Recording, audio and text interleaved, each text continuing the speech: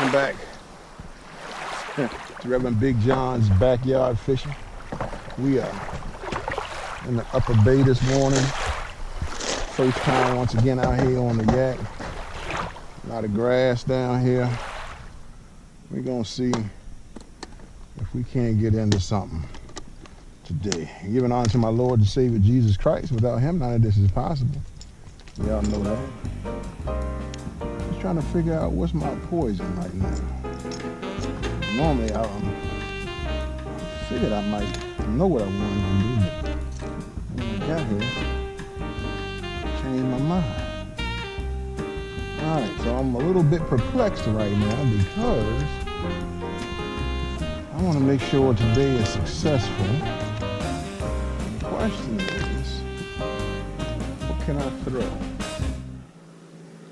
Any given moment, you know what I'm waiting for. Line just to go dead. Pow. All right, so I also got my worm tied on. And I have my tube tied on. But I'm over this grass, man, and so this is what I'm trying to, I don't know how, I might be better with a frog. Right now I'm just chilling, trying to see if I can get the quick strike. It's funny how when I get on these rivers and stuff, I don't ever get as far as the dock when I first start, but the area just looks so good. Nobody's out here, so I don't know who was here earlier, but this is, 8 o'clock in the morning.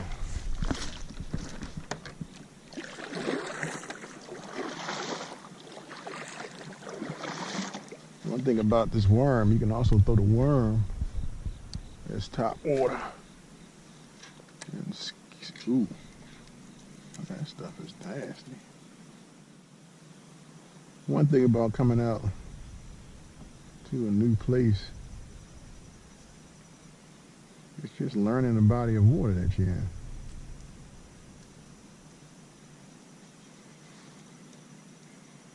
Right?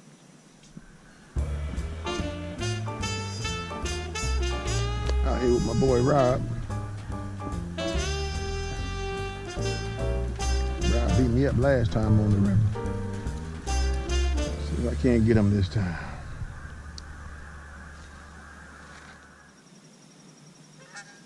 Alright, we're getting ready to tie a frog on, go over this grass, and a plopper. Let's see if that can't do the trick. While I'm tying this knot and putting everything together and getting my rods reset up, I said I was going to tell you about the lesson for the day. The lesson for the day has to do with where your heart's desires are.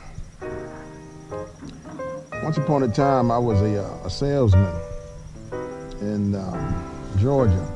I used to sell meats door to door. It was Horizon Foods, great company. If they ever come by your house, they got the stuff. They got the real stuff. They sell 3- and 4-star quality restaurant food, expensive by nature. If I came to your house, man, you was guaranteed to spend at least anywhere between $500 to $300 a pop when you saw me at your door. So you had to really want, and you had to have the expendable cash, or I wouldn't even come to your house. And the rule of thumb is, I didn't go to any house that was $300,000 or less. Everything was $300,000 and above are the houses that I dealt with because those people had the expendable cash. But here's the deal. When it comes to sales, first and foremost, everybody can't do sales. You have to remember that. You have to know that. Sales is selling yourself. Okay? But if you love something, then it ain't about selling. It's about providing a service. The more you believe in something, you can't call it sales because it's not work, right? I mean, the idea was I sold meats from door to door. Good, expensive, quality cut, good grade of meat. And but if I had the principle that I was going to sell it, I would have not been successful. See, you sell stuff you don't know about, right? You sell stuff, you sell like vacuum cleaners and things like that. You sell what you don't know about, and you're just trying to make money. So when you're trying to make money, then you're in sales. But when you know a product and you understand the product, and the one thing about when it comes to meats, I know meats. I know meats, I know how to cook, I know how to prepare, I know quality cuts, prime, choice, I know all the grades, I know everything about it. So one reason why I did it was because I knew the product. Once I seen the product, then I believed in the product. Once I tasted the product, I was sold. A lot of times you can just tell by just looking at something whether it's good or it's bad. So anyway, I began to sell, putting on clients, 15 clients a week once I got started. At first though, it was rough, man, because ain't nobody know me. I had to go through all of the doors that were being closed on me because of people that came before me who was trying to sell versus provide. And so I had to learn how to beat that stereotype that I was coming as a salesman, not as a provider of good quality foods. Once I beat that, then I began to put on clients quickly, word of mouth and things like that, plus the confidence rose, and you could tell I knew exactly what I was talking about. But when you start, I was knocking on doors for like 12 hours, man. I didn't get one sale. But the reality to that is, once I understood that I was no longer selling, but providing, my whole conversation changed.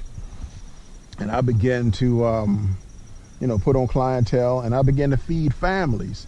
I mean, anytime I can give you a ribeye on for the father, a chicken breast for the mama, and chicken tenders for the kids. You can sit there and personalize your meal the way you want it. Everything is, vacuum sealed and pre-wrapped, so you don't have to waste anything. You don't have to cook a whole bunch of steaks or a whole bunch of chicken fingers, and somebody don't want it. You can cook exactly what somebody wants. So once I began to understand the process that I was no longer selling, but I was providing, it took on a whole new meaning. I tell you this because whatever you do in life, if it's laborsome, if it's cumbersome, if it's something that you don't want to do, or whatever the case may be, let me help you out. You sell it. You're not providing anything. When it comes to our Christianity, when it comes to my belief, when it comes to my faith, I'm not here to sell you on Jesus. I'm here to provide you a way out. I'm here to provide you a way to make it in this crazy world that we live in. I'm here to give you hope. I'm here to encourage you. I'm here to do those things. And it's easy for me to do it because I have full confidence and full faith in the one that I serve. So, stop selling everything, start providing.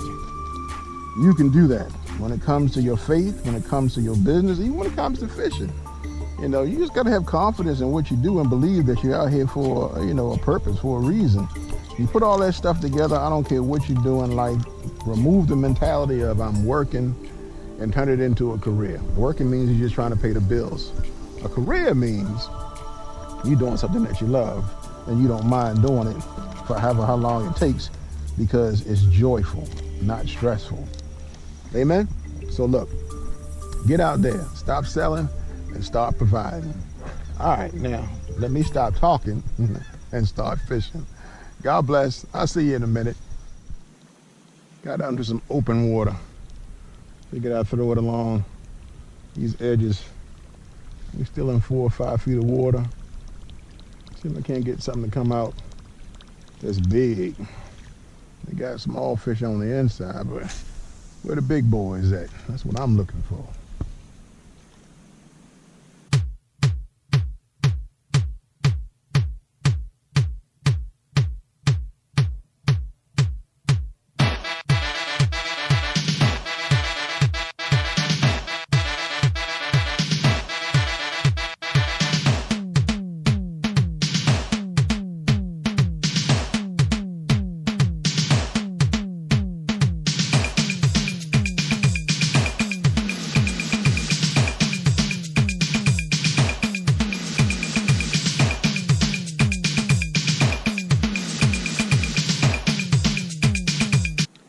All right, we threw the plopper.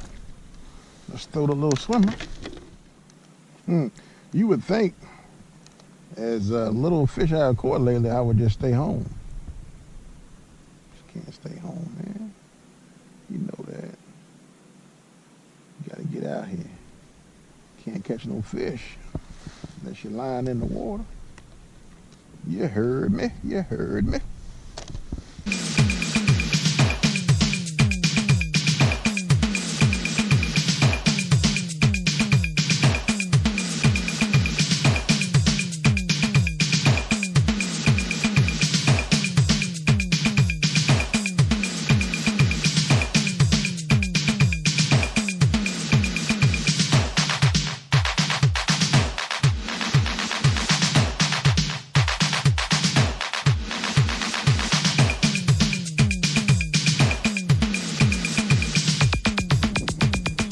Let's throw the little sprinkler, whatever this thing called, sprinkler, I don't know.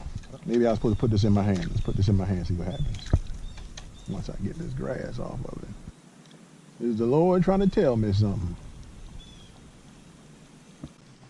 Pick up your plopper, son. What is the world coming to when a plopper can't call him up and all this good stuff?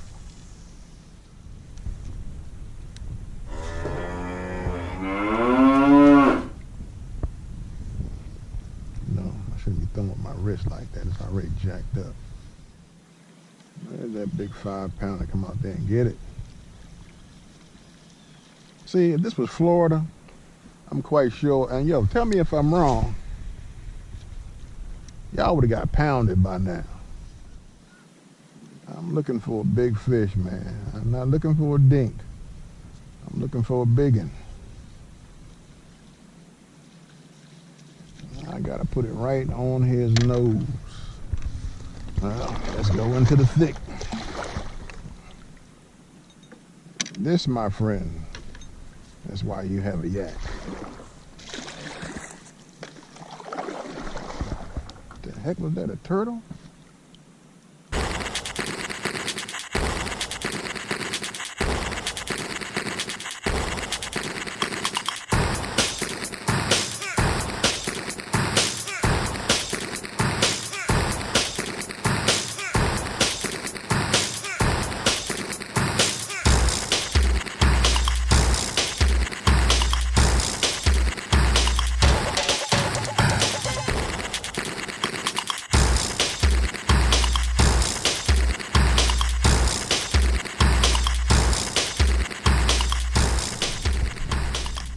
This called hunting, y'all.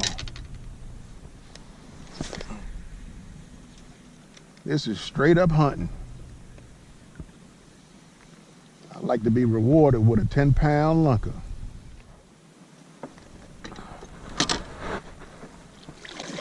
Swing low, sweet chariot, coming for to carry me home. Swing low, sweet chariot, coming for to carry me home. We out in the open part now and just letting the wind blow us, man. Trying to find one. We only come up from the grass.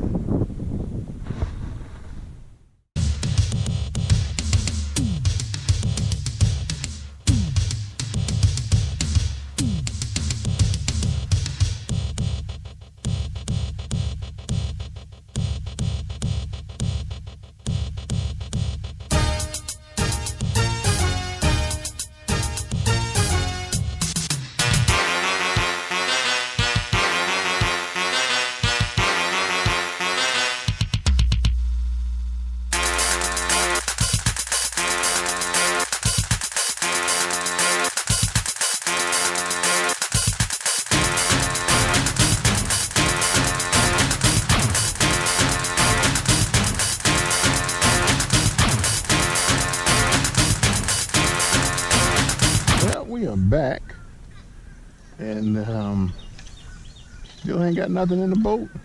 Always when you get to a new body, you keep trying to figure out where's the best spot, where's the most productive spot. And the one thing about a kayak, unlike a boat, you can't like eliminate water real fast, right?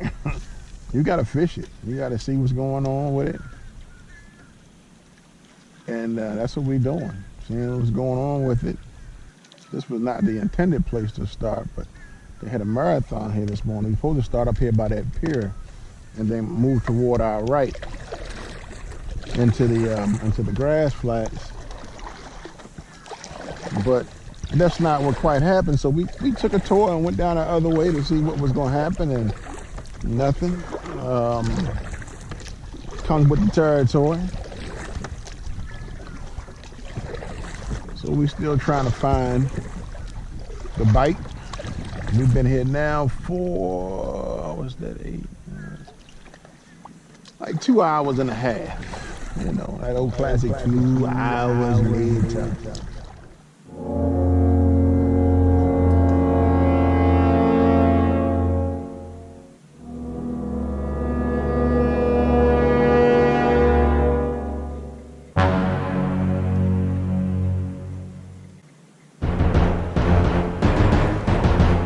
Got him. Yes, sir. Come on, baby. There we go. Largy in the easy. Woo! Somebody finally jumped up. Man. Oh, snap. You bleeding. How you turn all that into blood?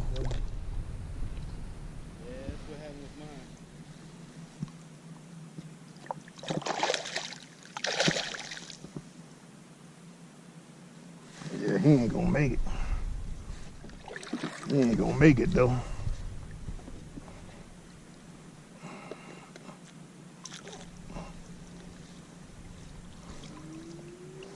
I don't even know why. How he ended up bleeding. Probably caught the edge of the gill, so that's what happened. No, I was in his tongue.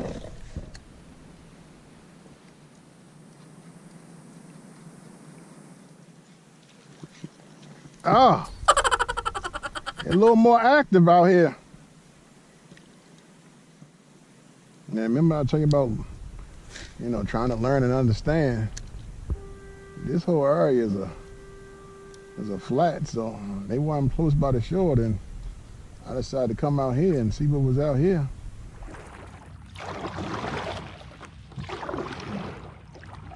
Well, I almost skunked.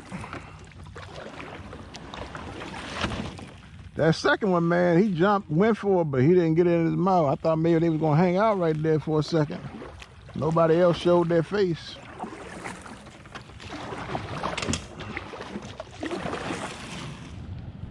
Y'all know I don't quit, right? Supposed to be on my way home. I figured I'd stop one more spot, man. See if I can't get me a big boy. I live for the biggin.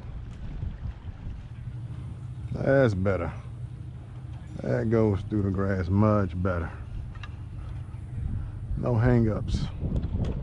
So let me hit this real quick, then we can get on our way. All right, now it's about time to say goodbye. I'm so glad we had this time together. Hey guys, always on the hunt, always on the move. Whether I'm on land or in the water, it's Brother BigJohn.